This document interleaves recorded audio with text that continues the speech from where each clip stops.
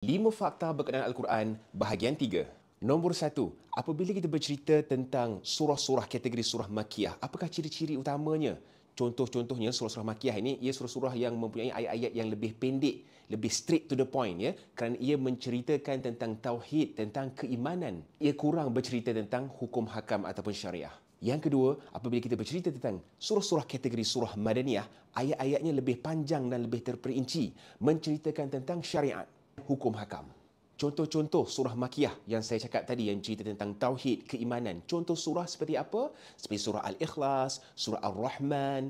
Kalau kita bercerita tentang surah kategori surah Madaniyah yang bercerita tentang hukum hakam, tentang syariat. Contohnya seperti apa? Surah Al-Baqarah, surah An-Nisa dan sebagainya. Keempat, berapa ramai nama nabi-nabi yang disebut dalam Al-Quran? Ada 25.